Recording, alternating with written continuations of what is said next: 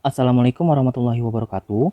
Untuk memenuhi tugas besar 2, mata kuliah Sistem Informasi Akuntansi yang diampu oleh Ibu Triani Budi Astuti, SMAK, kami dari kelompok 7 akan memperlihatkan video tutorial pembuatan database menggunakan Microsoft Access.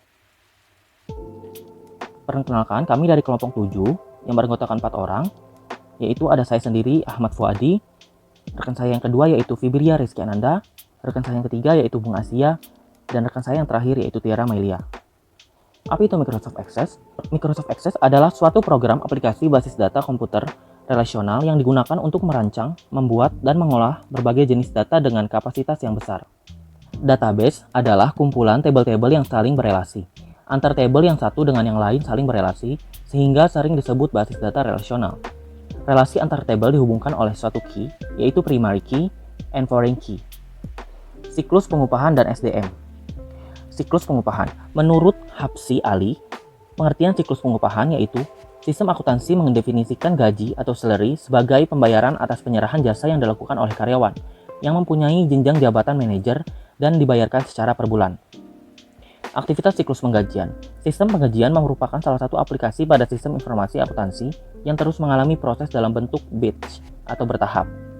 Disebut proses secara bertahap karena daftar gaji karyawan dibayarkan atau dibuat secara periodik. Dalam kegiatan siklus penggajian, ada beberapa langkah dasar yang biasa diterapkan oleh setiap perusahaan yang membayarkan gaji ke karyawannya, yaitu yang pertama, perbarui file induk penggajian. Yang kedua, perbarui tarif dan pemotongan pajak. Yang ketiga, validasi data waktu dan kehadiran. Yang keempat, mempersiapkan penggajian. Yang kelima, membayar gaji. Yang keenam, menghitung kompensasi dan pajak yang dibayar perusahaan. Yang ketujuh, keluarkan pajak penghasilan dan potongan lain-lain. Fungsi SIA pada siklus pengupahan. Yang pertama, pemrosesan data transaksi tentang aktivitas karyawan. Yang kedua, menjaga aset organisasi. Yang ketiga, penyediaan informasi untuk pengambilan keputusan. Fungsi kedua dari SIA dalam manajemen sumber daya manusia, fungsinya untuk aktivitas penggajian adalah menyediakan pengendalian internal yang memadai agar dapat memastikan terpenuhinya tujuan-tujuan berikut ini. Yang pertama, semua transaksi penggajian diotorisasi dengan benar. Yang kedua, semua transaksi penggajian yang dicatat valid. Yang ketiga, semua transaksi penggajian yang valid dan diotorisasi dicatat. Yang keempat, semua transaksi penggajian dicatat secara akurat. Yang kelima, peraturan pemerintah terkait yang berhubungan dengan pengiriman pajak dan pengisian laporan penggajian serta MSDM telah dipenuhi. Yang keenam, aset baik kas dan data dijaga dari kehilangan atau pencurian. Yang ketujuh, aktivitas siklus manajemen sumber daya manusia atau penggajian dilakukan secara efisien dan efektif. Sistem informasi siklus sumber daya manusia. Menurut Hasibuan, sumber daya adalah kemampuan terpadu dari daya pikir dan daya fisik yang dimiliki individu. Perilaku dan sifatnya ditentukan oleh keturunan dan lingkungannya, sedangkan prestasi kerjanya dimotivasi oleh keinginan untuk memenuhi kepuasannya. Sistem yang menyediakan informasi mengenai sumber daya manusia perusahaan adalah Sistem Informasi Sumber Daya Manusia atau Human Resource Information System. Human Resource Information System adalah program aplikasi komputer yang mengorganisir tata kelola dan tata laksana manajemen sumber daya manusia di perusahaan, guna mendukung proses pengambilan keputusan atau biasa disebut dengan Decision Support System dengan menyediakan berbagai informasi yang diperlukan. Fungsi manajemen sumber daya manusia, yang pertama planning, yang kedua recruitment, yang ketiga seleksi, yang keempat orientasi, pelatihan, dan pengembangan. Karakteristik informasi dalam sistem informasi sumber daya manusia, yang pertama tepat waktu, yang kedua akurat, yang ketiga ringkas, yang keempat relevan, dan yang kelima lengkap. Fungsi antar bagian yang terkait dalam sistem pengupahan. Yang pertama ada fungsi bagian akuntansi, yang bertanggung jawab untuk mencatat kewajiban yang timbul dalam hubungannya dengan pembayaran gaji karyawan, misalnya utang gaji, utang pajak, utang dana pensiun. Yang kedua ada fungsi bagian pencatat waktu, bertanggung jawab untuk menyelenggarakan catatan waktu hadir bagi semua karyawan perusahaan. Yang ketiga ada fungsi bagian kepegawaian, yang bertanggung jawab untuk mencari karyawan baru, memutuskan penempatan karyawan baru, membuat surat keputusan tarif gaji karyawan, kenaikan pangkat dan standar gaji, mutasi karyawan, dan pemberhentian karyawan. Yang keempat ada fungsi bagian pembuat daftar gaji, yang bertanggung jawab untuk membuat daftar gaji yang berisi penghasilan bruto yang menjadi hak berbagai potongan yang menjadi beban setiap karyawan selama jangka waktu pembayaran gaji. Dan fungsi yang kelima itu fungsi keuangan, yang bertanggung jawab untuk mengisi cek guna pembayaran gaji dan menguangkan cek tersebut ke bank. Untuk membuat database pengupahan, yang kita perlukan yaitu aplikasi Microsoft Access. Kita klik Microsoft Access, lalu klik blank database. Nah, Step pertama, kita akan membuat data karyawan. Caranya klik field, lalu view, lalu design view, dan akan muncul seperti ini. Lalu di table name, kita ketik data karyawan, lalu klik OK. Selanjutnya di bagian field name, kita ketik NRP. Setelah itu di sini, kita isi data-data apa saja yang ingin kita buat, seperti nama karyawan, tempat lahir, status, jabatan, dan tanggal masuk. Setelah itu, ubah data type NRP menjadi large number. Data type tanggal lahir dan tanggal masuk, kita ubah menjadi date/time. Kita klik view, lalu datasheet view. Lalu klik OK untuk save. Dan akan muncul tampilan seperti ini. Setelah itu kita akan membuat form. Caranya klik create, lalu form, dan akan muncul seperti ini. Setelah itu kita klik view, klik form view, lalu kita input data karyawan yang bersangkutan dengan benar.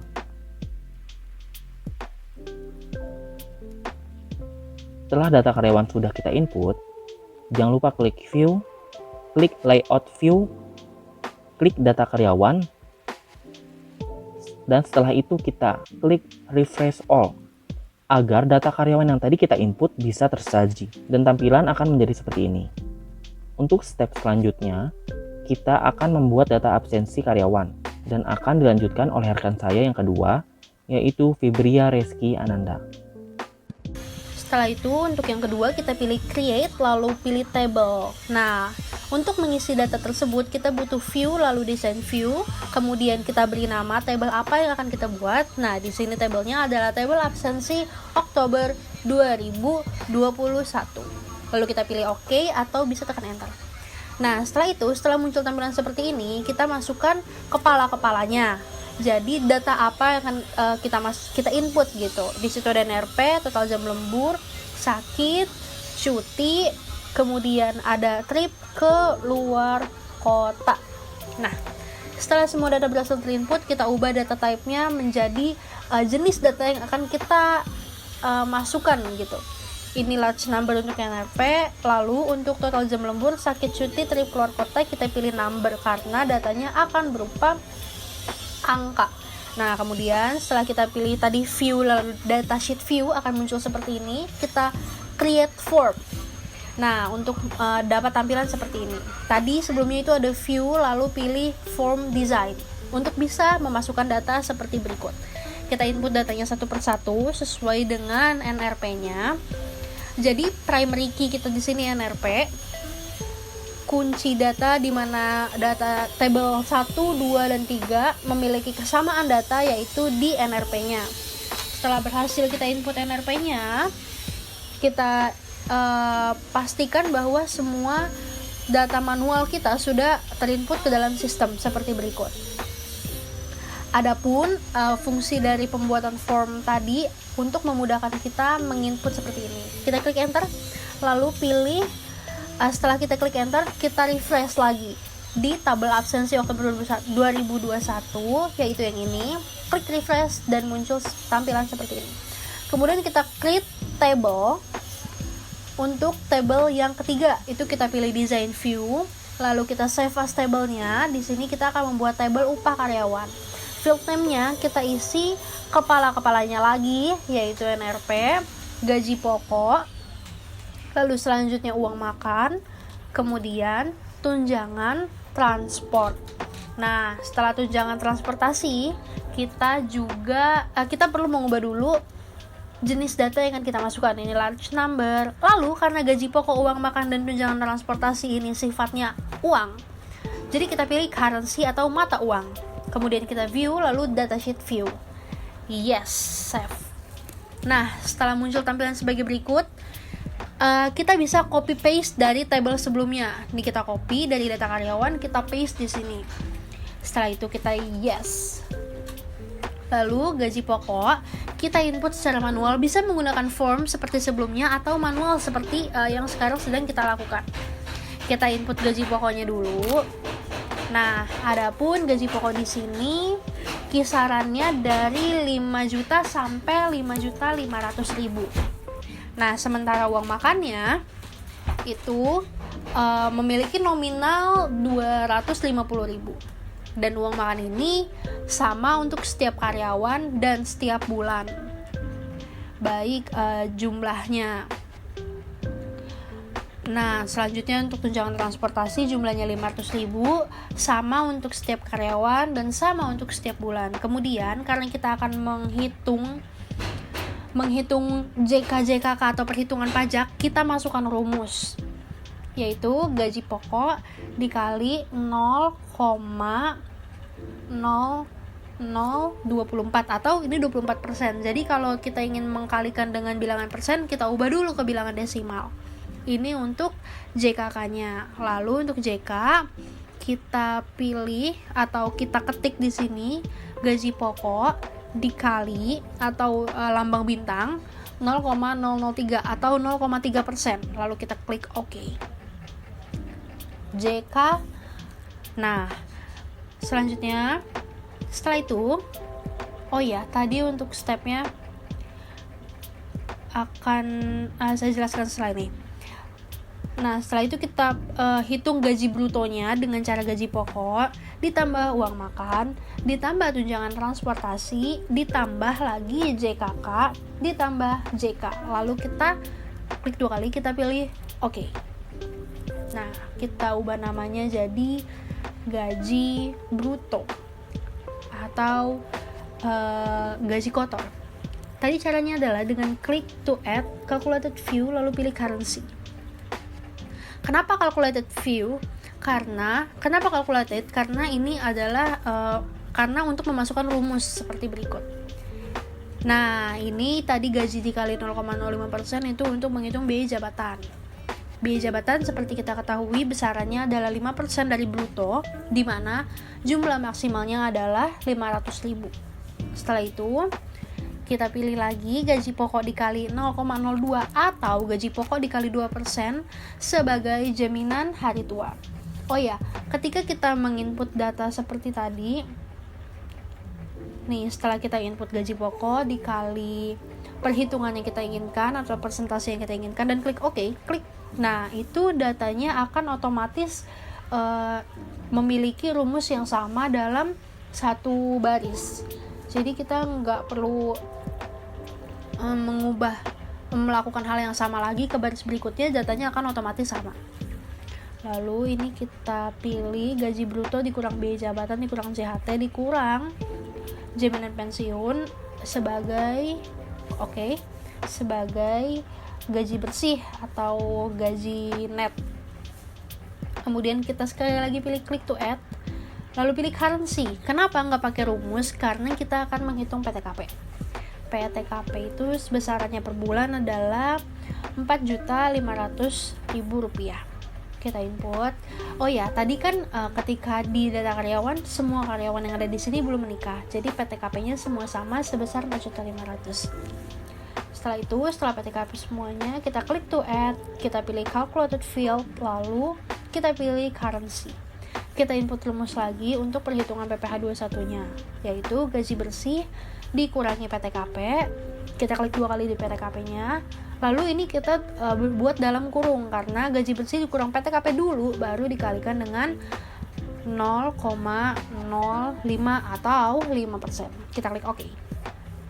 Nah, sekarang kita sudah mendapatkan angka untuk PPh 21 atau pajak penghasilan bagi karyawan di PT ini.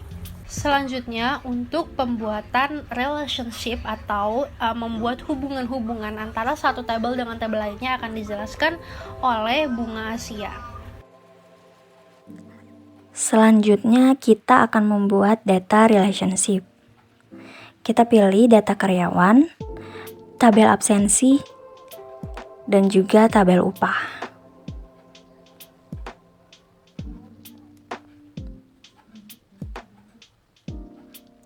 Lalu kita pilih create NRP-nya untuk judul. Lalu kita create query 1. Kita masukkan data karyawan, tabel absensi, dan juga tabel upah seperti sebelumnya.